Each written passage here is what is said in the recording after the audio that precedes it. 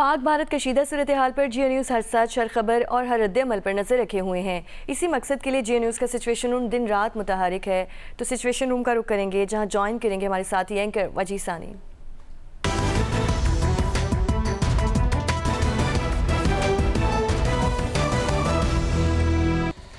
और आपको बताएं कि सिचुएशन रूम में सबसे पहली खबर है, पाकिस्तान ने बैनुल-अक़वामी बरादरी से भारतीय जारहियत के मामले पर फौरी तौर पर जिम्मेदारी का मुजाहिरा करने का मुतालबा कर दिया है। तर्जमान दफ्तर खारजा का कहना है कि भारत की जारहियत की सूरत में पाकिस्तान अक़वाम मुत्तहिदा चार्टर के तहत दिफा का हक रखता है। बगैर तहक़ीक़ और सबूत के इल्ज़ामात लगाना काबिल मज़म्मत है। तर्जुमान दफ्तर खारजा का कहना है कि भारत ऐसे वाक़यात का इस्तेमाल कश्मीरी जद्दोजहद को कमज़ोर करने के लिए करता है। सिंतास मुआहिदे को मुअत्तल करना भारत की ख़तरनाक चाल है। तर्जुमान दफ्तर खारजा का कहना था कि दरियाओं के बहाव को रोकना या मोड़ना जंग के मुतरादिफ है। और चूंकि दोनों मुल्कों में कशीदगी चल ही रही है, ऐसे में PNSC ने भारत के लिए कार्गो का रुख भारतीय बंदरगाह की बजाय सिंगापुर की तरफ मोड़ दिया है। ज़राए के मुताबिक जहाज मलेशिया के बंटोलो पोर्ट से 3 मई को भारत के लिए रवाना हुआ। PNSC के कार्गो जहाज में भारत के लिए लकड़ियां मौजूद थीं। और इस पर तफसील जानेंगे क्या मामला है। ये अली इमरान सैयद नुमाइंदे जिन्होंने हमारे साथ मौजूद है। अली इमरान, क्या मामला है, क्या हुआ ये? जी, ये खबर हमने 1 मई को ब्रेक की थी कि पाकिस्तान ने और PNSC ने ये डिसाइड किया है कि भारतीय पोर्ट्स पे नहीं जाया जाएगा। और उसके 2 दिन बाद सरकारी तौर पर वजारत मैरीटाइम ने ये अलामिया जो है वो इशू किया था। अब उसके बाद हुआ ये है कि 3 मई को ये जहाज निकला बिंटोलो पोर्ट से और इसे कांडला जाना था एज पर जो अग्रीमेंट था उसके तहत। उसकी फौरी बाद इसका रुख जो है कैप्टन रेहान बेग जहाज के कैप्टन है। ये जहाज का नाम है चित्राल और इसका रुख सिंगापुर की तरफ मोड़ दिया है। और हमारे पास जो आज का लेटेस्ट PNSC की जो शिपिंग स्टेटस रिपोर्ट है उसके मुताबिक इसने जो कार्गो है वो वहां उतारना है। लेकिन हमारे जो कुछ दीगर जरिए हैं उनका ये कहना है कि ये भी ऑप्शन ज़ेर गौर है कि कोलंबो या सोहार पोर्ट पे ये कार्गो उतारा जाए जो कि कांडला से करीब तरीन पड़ते हैं। तो अब इन 2-3 ऑप्शंस पे गौर जारी है। जो रिपोर्ट है वो तो ये कह रही है कि सिंगापुर पे ही उतारा जाएगा।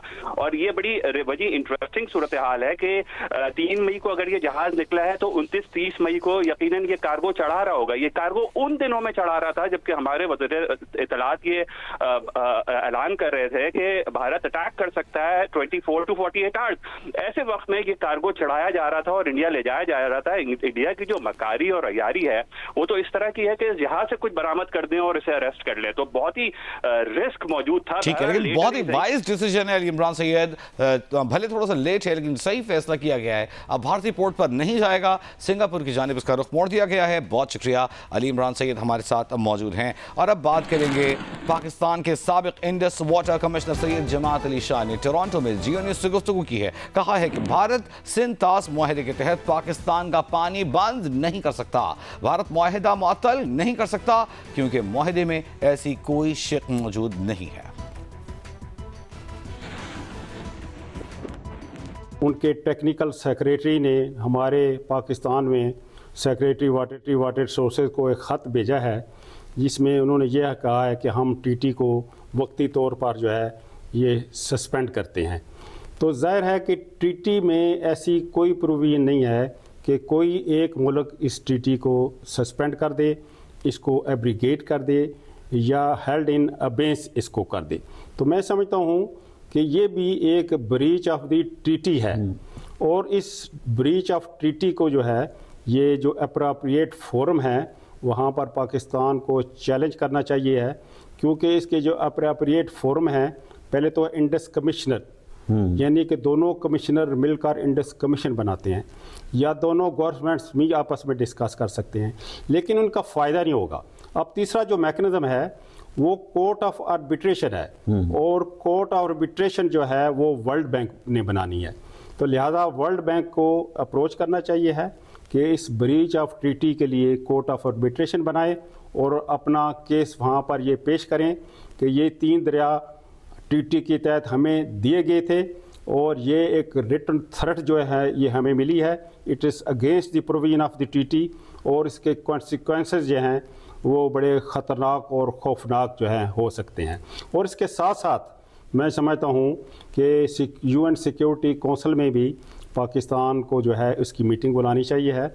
उसमें ये बावर कराना चाहिए है कि इंडिया ने अगर ये थ्रेट दी है और ये थ्रेट इफ़ेक्टिव आज तो ज़ाहिर है कि नहीं होगी, कुछ अरसे बाद होती है, तो क्या पाकिस्तान अपने पानी के हिस्से से दस्तबरदार हो जाएगा या वो पानी इससे चुरा लिया जाएगा। अगर इस तरह की सूरत हाल हुई तो इसका मतलब है यहाँ पर कैद साली होगी। तो ये पाकिस्तान को कभी भी एक्सेप्टेबल नहीं होगा और ये पाकिस्तान चाहेगा कि ये पानी अपना वापस ले। उसके लिए ज़ाहिर है फिर जो भी कोशिश होगी, जो कि आजकल मीडिया में आम बात चल रही है कि इस पर जंग भी हो सकती है।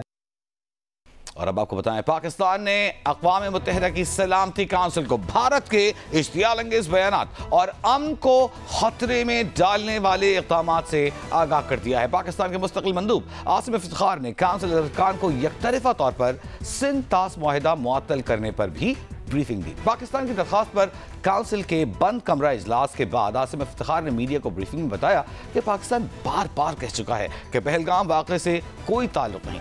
पहलगाम वाक़े की आज़ादाना, शफाफ और बैनुल अक़वामी तहक़ीक़ात में ताउन के लिए तैयार है। क्या कहना था, आइए सुनते हैं। Water is life, not a weapon.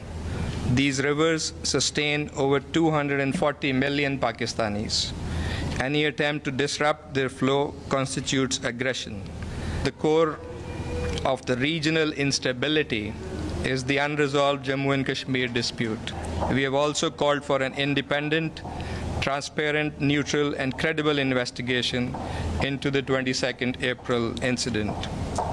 The burden of peace must be shared. The people of Kashmir have waited far too long for justice, and the people of Pakistan will not stand by while their rights to water, to peace, to sovereignty are threatened.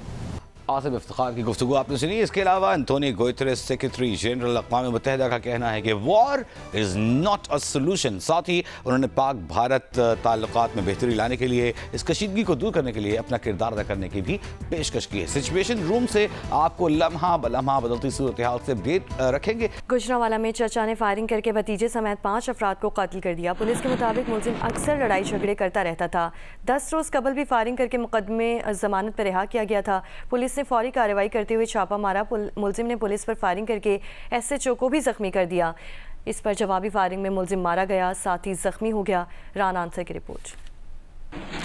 Police के मुताबिक गुजरांवाला के इलाके 48 वर्का में मुलजिम ने petrol station और हवेली पर firing की। फायरिंग के नतीजे में सोए हुए 5 अफराद जांबाक हो गए। जांबाक होने वालों में मुलजिम का भतीजा भी शामिल था। पुलिस का कहना है कि मुलजिम 10 रोज पहले ही ट्रक पर फायरिंग के केस में जमानत पर रिहा हुआ था। पुलिस ने फौरी एक्शन लेते हुए मुलजिम को गिरफ्तार करने के लिए छापा मारा। मुलजिम ने पुलिस को देखकर फायरिंग शुरू कर दी। मुलजिम की फायरिंग से SHO जख्मी हो गया। पुलिस की जवाबी फायरिंग से मुलजिम इमरान उर्फ शेरू मौके पर ही मारा गया। फायरिंग से मुलजिम का एक साथी जख्मी हुआ। उधर CPO गुजरांवाला अयाज सलीम ने अस्पताल में बताया कि मुलजिम और उसके भतीजे में बज़ाहिर कोई खास दुश्मनी नहीं थी। मुलजिम ने सोए हुए बेगुनाह लोगों को कत्ल किया। जख्मी SHO सफदर अता भट्टी के मुताबिक उसने मुलजिम को पकड़ा तो उसका पिस्तौल नीचे गिर गया था। मुलजिम ने नीचे गिरा पिस्तौल उठाकर फायरिंग कर दी। वाक़े की इब्तिदाई तहकीकात के मुताबिक मुलजिम इमरान उर्फ शेरू नशे का आदी और गाँव में लड़ाई झगड़े करता था।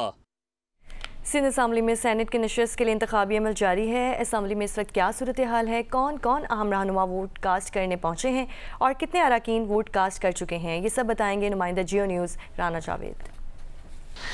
जी बिल्कुल, पीपल्स पार्टी के रहनुमा सेनेटर ताज हैदर की वफ़ात के बाद सेनेट की खाली होने वाली नशिस्त पर आज इंतखाबात जारी हैं। इस वक्त सिंध असम्बली में सेनेट की उस नशिस्त पर इंतखाब जारी है जिस पर पाकिस्तान पीपल्स पार्टी की जानिब से वकार मेहदी और MQM की जानिब से निगत मिर्ज़ा जो है मद्दे मुकाबिल हैं। सिंध असम्बली में 168 नशिस्तें हैं, लेकिन 161 अरकान जो है वोट डालने के अहल हैं। 3 अरकान GDA के और जमात इस्लामी के एक रुकन ने हलफ नहीं उठाया था, जबकि 3 नशिस्तों पर जो है अदालती मामलात होने की वजह से वो लोग भी अपना वोट कास्ट नहीं कर सकेंगे। सिंध असम्बली में पीपल्स पार्टी के 118 की अरकान है, जबकि MQM के जो है वो 37 अरकान है और नशिस्त जीतने के लिए 81 वोट दरकार होंगे। तो अब तक इलेक्शन कमीशन के मुताबिक 84 से ज़्यादा अरकान ने अपना वोट कास्ट कर लिया है।